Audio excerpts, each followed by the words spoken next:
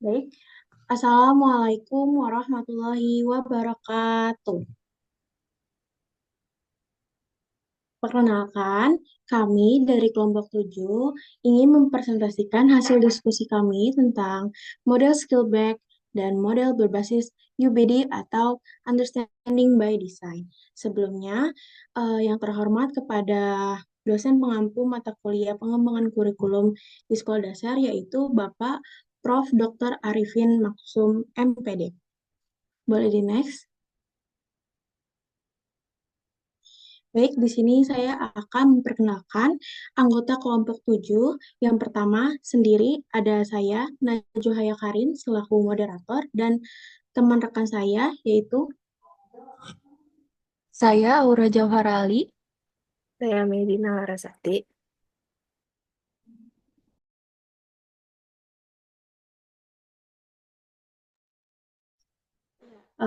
sebelumnya di sini saya akan membahas tentang cakupan materi dari eh, kelompok kami, yaitu yang pertama ada model skill back, dan yang kedua ada model berbasis Understanding by Design atau UBD.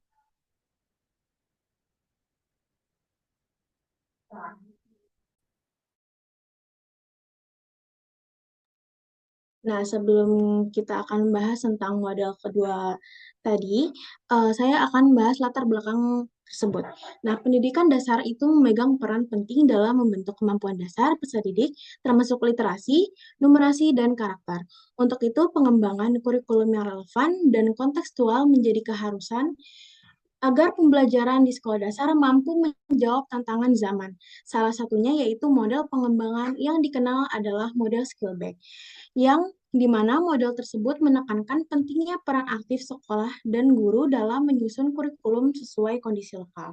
Sementara itu, model Understanding by Design atau UBD itu dikembangkan untuk memastikan proses perencanaan pembelajaran yang berfokus pada hasil akhir berupa pemahaman konsep yang mendalam. Nah, pemahaman atas kedua model tersebut ini penting bagi calon guru sekolah dasar agar mampu menerapkan kurikulum secara tepat sesuai konteks, satuan pendidikan, dan kebutuhan peserta didik. Boleh di next? Nah, selanjutnya model ini akan dibahas oleh rekan saya yaitu Aura Jauhara. Terima Persilakan. kasih, Karian, atas kesempatannya. Selanjutnya, saya di sini akan menjelaskan mengenai model skill back. Oke, yang pertama-tama, kita akan mengetahui mengenai konsep dasarnya terlebih dahulu. Yang pertama, pengertian dari model skill back adalah model ini adalah model pengembangan kurikulum yang dikembangkan oleh Malcolm Skillback yang muncul sebagai respons terhadap keterbatasan model kurikulum tradisional yang cenderung bersifat top-down, kaku, dan tidak memperhatikan konteks lokal sekolah. Nah, Skillback ini adalah tokoh penting dalam dunia pengembangan kurikulum dan pernah menjabat sebagai Direktur Australia's Curriculum Development Center yang pada akhir tahun 1970-an. Nah, beliau ini memaparkan pandangannya dalam berbagai tulisan, salah satunya yaitu dalam artikel yang berjudul School-Based Curriculum Development yang menjadi tonggak awal munculnya model ini. Nah, kemudian selanjutnya yaitu konsep mengenai model skill back ini. Jadi, model skill back ini lahir dari kerangka pengembangan kurikulum berbasis sekolah atau School Based Curriculum Development atau SCBD yang dikembangkan oleh skill back ini. Yaitu adalah pendekatan yang mendorong sekolah untuk merancang sendiri kurikulum yang sesuai dengan kebutuhan, potensi, dan tantangan lingkungan sekitarnya. Maka dari itu, model ini sangat relevan dalam konteks desentralisasi pendidikan dan kebijakan otonomi sekolah yang menekankan pentingnya partisipasi lokal dalam pengambilan keputusan pendidikan. Kemudian, secara konseptual, Skillback juga mengusulkan agar kurikulum itu tidak dianggap sebagai paket yang datang dari pusat atau otoritas pendidikan semata, melainkan sebagai hasil dialog antara berbagai pihak di sekolah dan masyarakat. Kemudian, kurikulum di sini juga diposisikan sebagai sesuatu yang dinamis, adaptif, dan terbuka terhadap perubahan, sehingga tidak harus mengikuti urutan logis yang kaku seperti dalam model-model rasional klasik lainnya. Kemudian, dalam model ini juga seluruh komponen kurikulum, yaitu seperti tujuan, isi, strategi, Pembelajaran hingga evaluasi itu dipahami sebagai unsur yang saling berkaitan dan dapat dikembangkan secara bersamaan sesuai dengan kebutuhan dan konteks. Kemudian konsep yang kedua yaitu di model Skillback ini salah satu fondasi pentingnya yaitu adalah pentingnya analisis situasi atau situational analysis, yang mana eh, ini merupakan kajian terhadap kondisi nyata sekolah dan lingkungan sosialnya. Ini mencakup latar belakang budaya, sosial, ekonomi, serta sumber daya dan karakteristik peserta didiknya. Analisis ini menjadi landasan utama dalam merumuskan kurikulum yang relevan dan kontekstual dengan kebutuhan masyarakat. Selanjutnya, konsep dasar lain yang ditekankan oleh Skillback yaitu di sini ada fleksibilitas dalam pengembangan, partisipasi aktif dari berbagai pemangku kepentingan, serta kesadaran terhadap perubahan sosial dan kebutuhan masa depan. Yang mana dengan demikian, kurikulum tidak hanya menjadi alat untuk menyampaikan materi pelajaran, tetapi juga sebagai sarana untuk membentuk warga negara yang kritis, adaptif, dan relevan dengan tuntutan zamannya. Yang mana secara keseluruhan, konsep model pengembangan kurikulum Skillback ini menempatkan sekolah sebagai pusat inovasi kurikulum. Model ini memberikan ruang bagi kreativitas guru serta mendorong terciptanya kurikulum yang tidak hanya administratif, tapi juga transformatif dan berorientasi pada kebutuhan lokal yang autentik. Kemudian di sini ada salah satu eh, kalimat yang mana Skillback mengatakan bahwa the model outline does not presuppose a means and analysis at all. It simply encourages teams and or groups of curriculum developers to take account different elements and aspects of the curriculum development process, to see the process as an organic whole and to work in a moderately systematic way. Yang mana satu hal yang perlu digarisbawahi adalah bahwa model ini tidak mengisyaratkan suatu alat. Tujuannya adalah menganalisis secara keseluruhan, tetapi secara simbol telah mendorong teams atau groups dari pengembang kurikulum untuk lebih memperhatikan perbedaan-perbedaan elemen dan aspek-aspek proses pengembangan kurikulum agar lebih bisa melihat proses bekerja dengan cara sistematik dan moderat. Oke, selanjutnya di sini ada langkah-langkah dari model Skillback. Yang mana model Skillback ini terdiri atas 5 langkah utama yang saling berkaitan dan membentuk suatu proses yang bersifat siklikal dan fleksibel. Model ini memungkinkan terjadinya penyesuaian secara terus-menerus terhadap perubahan dan dinamika yang ada di lingkungan sekolah, menjadikannya model yang responsif dan berkelanjutan. Yang mana gambar ini menyatakan alur langkah-langkah tersebut. Dapat dilihat di sini. Yang pertama, Yang pertama di sini ada situation analysis, yang mana adalah analisis situasi. Di sini itu merupakan langkah pertama dalam model Skillback.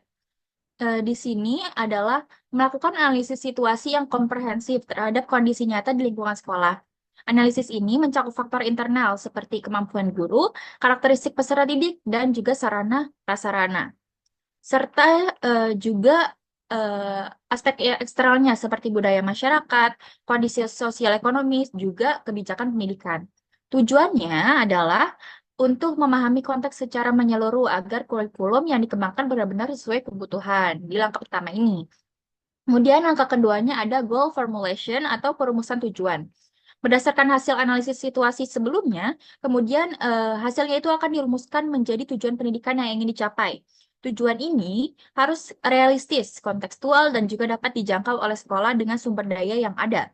Tujuan dapat bersifat umum maupun spesifik, mencakup aspek kognitif, afektif, ataupun psikomotorik dalam goal formulation ini. Kemudian selanjutnya yaitu langkah ketiga adalah program building atau penyusunan program. Pada tahap ini, dirancang berbagai program pembelajaran yang mencakup pemilihan isi atau materi pembelajaran, metode pengajaran, sumber belajar, dan juga strategi evaluasi dalam kurikulum. Penyusunan program harus melibatkan berbagai pihak seperti guru, kepala sekolah, dan bahkan orang tua agar hasilnya bersifat kolaboratif dan kontekstual. Kemudian langkah keempat yaitu interpretation and implementation, yaitu interpretasi dan implementasi. Jadi setelah program dirancang pada tahap sebelumnya, Tahap selanjutnya yaitu ini adalah menginterpretasikan dan menerapkan program tersebut dalam praktik pembelajaran di kelas. Guru sebagai pelaksana utama di lapangan memiliki peran penting dalam menerjemahkan rancangan ke dalam kegiatan pembelajaran nyata yang sesuai dengan karakteristik siswa.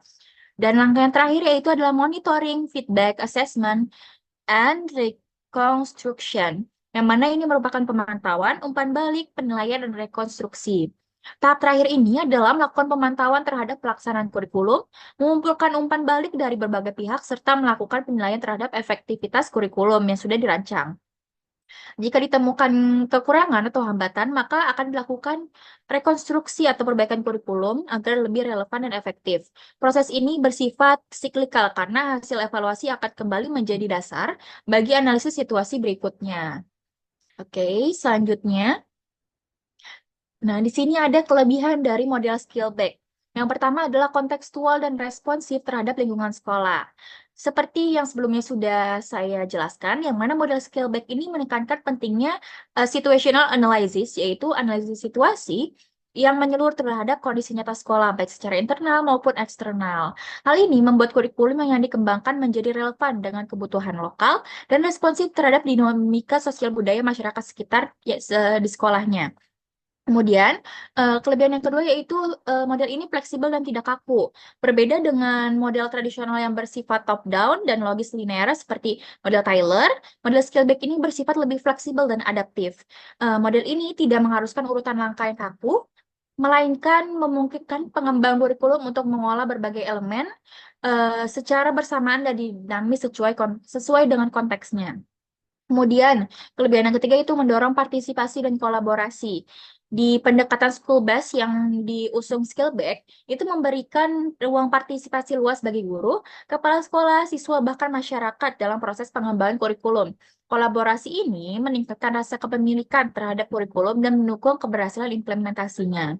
Kemudian, yang kelebihan yang keempat yaitu mendukung desentralisasi dan otonomi sekolah, yang mana model ini sangat cocok diterapkan dalam dalam sistem pendidikan yang menganut kebijakan otonomi sekolah. Model ini memberi kesempatan bagi masing-masing sekolah untuk mengembangkan kurikulumnya sendiri sesuai kebutuhan dan kemampuannya, bukan hanya menerima dari pusat, yang mana ini desentralisasi. Jadi dia itu semuanya adalah sekolah sebagai pusatnya. Dan yang terakhir kelebihannya itu berorientasi pada perubahan sosial dan masa depan. Yang mana kurikulum menurut Skillback bukanlah hanya sekedar perangkat administratif seperti yang saya sudah katakan sebelumnya, melainkan sebagai alat transformasi sosial yang membentuk peserta didik menjadi warga negara yang kritis, adaptif, dan siap menghadapi perubahan zaman. Kemudian, jika ada kelebihannya maka ada kelemahannya. Di sini kelemahan model Skillback yang pertama adalah memerlukan sumber daya dan kapasitas yang cukup. Karena proses pengembangan yang dilakukan di tingkat sekolah, model ini sangat bergantung pada kapasitas guru dan tenaga pendidikannya. Sekolah dengan keterbatasan sumber daya ataupun SDM yang kurang siap dapat mengalami kesulitan dalam menerapkan model ini secara efektif. Kemudian yang kedua, kelemahannya yaitu potensi ketidakkonsistenan antar sekolah, yang mana kebebasan dalam pengembangan kurikulum dalam model Skillback ini juga dapat menyebabkan variasi kualitas dan isi kurikulum yang berbeda antar sekolahnya. Hal ini bisa menyulitkan dalam hal standarisasi pendidikan pada tingkat regional ataupun nasional. Kemudian kelemahan yang ketiga yaitu proses pengembangan yang kompleks dan memakan waktu. Yang mana di model Skillback ini tentunya melibatkan banyak pihak dalam proses perencanaan, pelaksanaan hingga evaluasi. Yang mana perlu waktu yang banyak, koordinasi, dan proses diskusi yang panjang. Ini bisa menjadi beban tambahan bagi sekolah yang tidak memiliki manajemen yang efektif. Dan yang terakhir yaitu kelemahannya tidak menyediakan alur baku yang sistematis. Yang mana Skillback sendiri menyatakan bahwa model ini tidak menyajikan alat teknis yang spesifik, melainkan hanya kerangka konseptual. Hal ini bisa membingungkan bagi sekolah yang membutuhkan panduan operasional yang jelas dan sistematis. Oke, sekian dari penjelasan dari model Skillback. Selanjutnya yaitu penjelasan mengenai model berbasis UBD yang akan dijelaskan oleh rekan saya, Medina. Kepadanya dipersilakan. Baik, terima kasih Aura. Untuk selanjutnya mengenai model berbasis Understanding by Design atau UBD, boleh di next. Oke. Pertama, kita akan membahas mengenai konsep dasarnya terlebih dahulu, mengenai pengertiannya secara umum.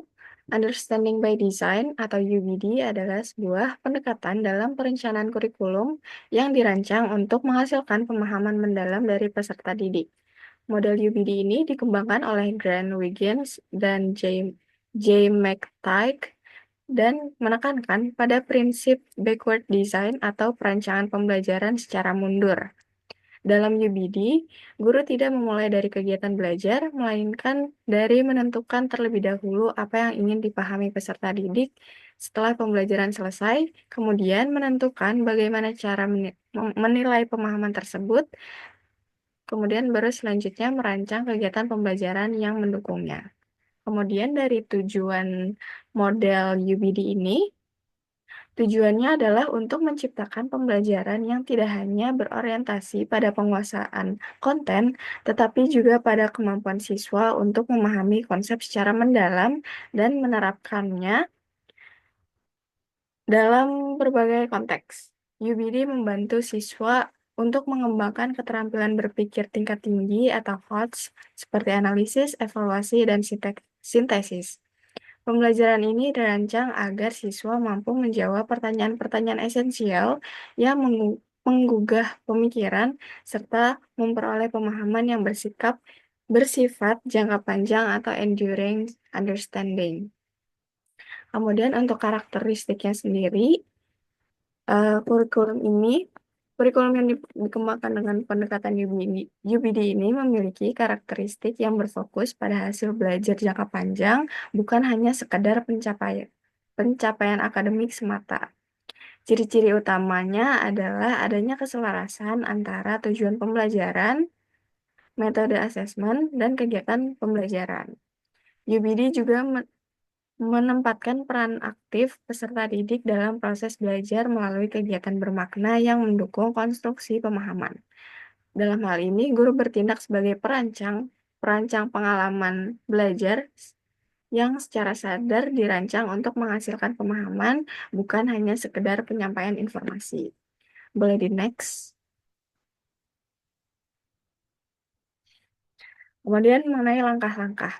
Dalam model pengembangan kurikulum berbasis Understanding by Design atau UBD ini, terdapat 3 tahapan yang meliputinya. Yang pertama, identifikasi hasil pembelajaran yang diharapkan.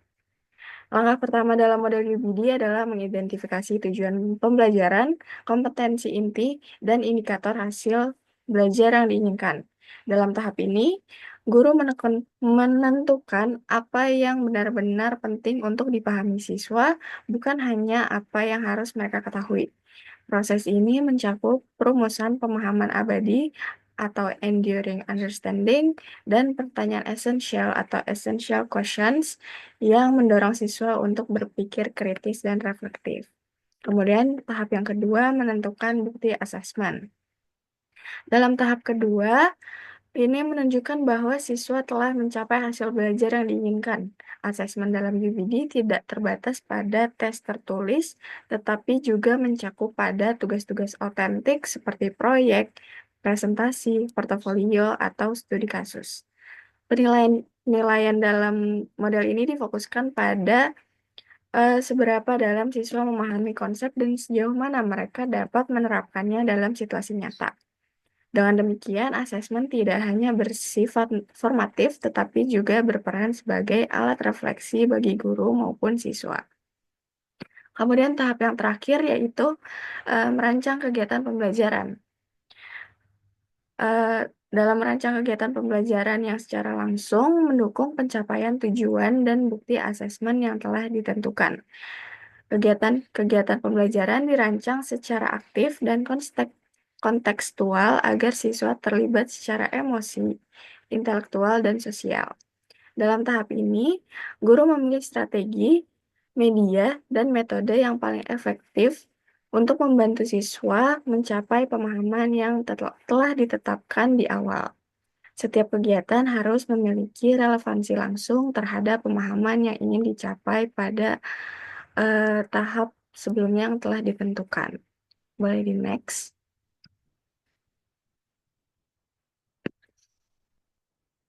Oke. Kelebihan dari model kurikulum berbasis UBD ini ada 4. Yang pertama, fokus pada pemahaman mendalam. Salah satu keunggulan utama dari model UBD adalah kemampuannya untuk mendorong siswa dalam mencapai pemahaman yang lebih dalam dan tidak terbatas pada hafalan. Melalui perencanaan mundur dan fokus pada tujuan pembelajaran yang mendalam, siswa diajak untuk berpikir kritis, mengevaluasi, dan menghubungkan berbagai konsep yang telah mereka pelajari. Kemudian yang kedua, desain perencanaan yang sistematis. UBD menyediakan kerangka perencanaan yang jelas dan sistematis bagi guru. Setiap komponen kurikulum, mulai dari tujuan, asesmen, hingga kegiatan pembelajaran disusun secara berurutan dan logis. Hal ini membantu guru dalam menyusun pembelajaran yang konsisten, terarah, dan terfokus pada hasil belajar yang bermakna. Kemudian yang ketiga, model ini dapat meningkatkan keterpaduan komponen kurikulum. Model ini memungkinkan adanya keterpaduan yang kuat antara tujuan, asesmen, dan kegiatan pembelajaran. Dengan demikian, setiap kegiatan pembelajaran tidak dilakukan secara acak, tetapi benar-benar mendukung pencapaian tujuan yang telah dirancang sebelumnya. Hal ini membuat proses pembelajaran menjadi lebih efektif dan efisien. Kemudian yang terakhir, model ini mendorong pembelajaran autentik. Kelebihan lain dari UBD adalah kemampuannya untuk mendekatkan pembelajaran dengan dunia nyata. Asesmen yang digunakan bersifat otentik, sehingga siswa tidak hanya diuji dari sisi kognitif, tetapi juga keterampilan aplikatifnya. Hal ini dapat mempersiapkan siswa untuk menghadapi tantangan di luar lingkungan sekolah dengan lebih baik. Boleh di next.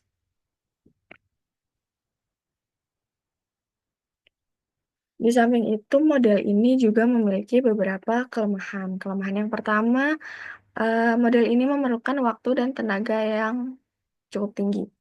Salah satu kelemahan utama dari UBD adalah kebutuhan waktu dan tenaga yang cukup besar dalam proses perancangannya. Guru harus merancang dengan cermat setiap bagian dari kurikulum, dari hasil yang ingin dicapai hingga aktivitas yang mendukungnya. Hal ini dapat menjadi beban tambahan bagi guru yang sudah memiliki tanggung jawab mengajar harian. Kemudian yang kedua, model ini belum dikenal secara luas di kalangan guru. Tidak dapat dipungkiri bahwa banyak guru yang masih belum familiar dengan pendekatan UBD ini. Karena itu, implementasi model ini seringkali mengalami hambatan di lapangan, terutama jika tidak ada pelatihan dan dukungan yang memadai dari institusi pendidikan itu sendiri. Kurangnya pemahaman terhadap konsep backward design juga membuat guru cenderung kembali ke metode perencanaan konvensional. Kemudian yang ketiga, kompleksitas dalam merancang essential question dan enduring understanding. Penyusunan pertanyaan esensial dan pemahaman abadi bukanlah hal yang mudah. Proses ini menuntut guru untuk memahami konten secara mendalam dan mampu merumuskan ide-ide abstrak dalam bentuk yang bisa dijangkau oleh siswa atau secara konkret. Guru juga perlu mempertimbangkan konteks pembelajaran dan kebutuhan peserta didik secara individual. Kemudian kelemahan yang terakhir yaitu model ini membutuhkan kolaborasi dan dukungan institusional. Penerapan UBD akan lebih optimal jika dilakukan secara kolaboratif antar guru dan mendapat dukungan dari kepala sekolah maupun pengawas. Tanpa adanya koordinasi dan komitmen bersama, perencanaan kurikulum berbasis UBD cenderung cukup sulit untuk dijalankan secara konsisten dalam skala institusi. Boleh di next. Baik, selanjutnya saya kembalikan kepada moderator. Baiklah, terima kasih kepada penyaji materi sudah menjelaskan tentang model Skillback dan model kurikulum berbasis UBD. Yang mana sini saya akan memberikan kesimpulan dari pembahasan mengenai model kurikulum Skillback dan model kurikulum berbasis Understanding by Design atau UBD. Nah, dapat kita simpulkan bahwa kedua model tersebut itu memiliki keunggulan masing-masing dalam merancang kurikulum yang efektif, dan relevan dengan kebutuhan peserta didik. Nah, model Skillback ini menekankan pada fleksibilitas, respon terhadap konteks lokal, dan partisipasi berbagai pihak dalam perencanaan kurikulum. Nah, sementara itu, model UBI ini berfokus pada pencapaian pemahaman mendalam dengan merancang kurikulum secara terbalik. Dimulai dari tujuan akhir pembelajaran, yang dimana kedua model ini dapat saling melengkapi dalam praktik pendidikan di Indonesia, terutama dalam mengembangkan pembelajaran yang bermakna, adaptif, dan berorientasi pada pemahaman konsep. Nah, penerapan model-model ini juga mendukung guru untuk menjadi perancang pembelajaran yang reflektif dan inovatif. Boleh di next?